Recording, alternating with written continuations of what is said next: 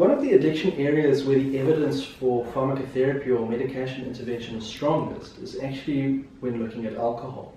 And for a long time, there was really only one licensed medication in South Africa to treat alcohol use disorders, and that was a drug called Antabuse or disulfiram. This is a terrible drug. It causes people to have a hypersensitivity reaction to alcohol.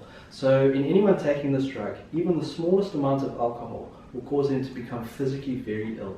Vomiting, diarrhea, flushing, sweating, nauseous, and in some instances, people have died because of taking this medication. When this medication is prescribed to patients, the patients are also not told about hidden forms of alcohol. For example, mouthwash, Listerine mouthwash, will give us hypersensitivity reaction. Or BioPlus has got a small amount of alcohol in it as well, which can cause a sensitivity reaction. So for that reason, personally, I don't prescribe Antabuse or disulfiram. It's analogous to hitting a dog when the dog does something that you don't want it to do. Of course, the dog learns eventually not to do that behavior, but the dog learns out of fear. And when that fear is no longer present, or when the person is no longer taking that medication, it's very easy to resume that pattern of substance use again. And in fact, when one looks at the literature, there are 3 randomized control trials looking at Antabuse. 2 are overwhelmingly negative. 1 was supportive, but it took place in a very regimented, fixed treatment setting where there was no access to alcohol and the patients were forced to take the medication. So obviously, it's going to work. But when one looks at real-world populations and sort of real-world studies, it's a completely ineffective medication.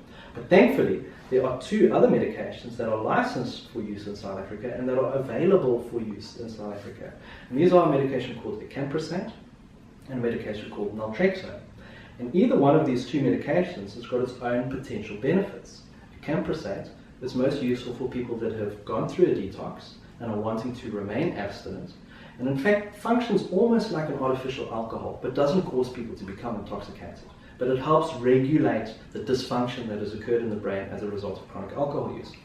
If one compares that to a medication called naltrexone or Naltima, naltrexone is the most useful drug to take for people that are wanting to reduce the quantity of alcohol that they drink and reduce the frequency with which they drink.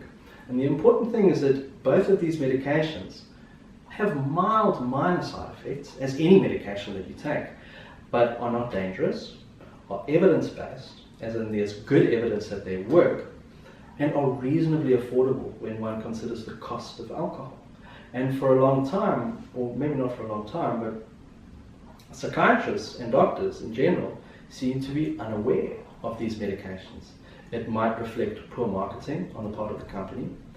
For reasons unknown to me, the drug companies in this country are not as aggressive in marketing these drugs as they are with other drugs, for example antibiotics and antidepressants and statins.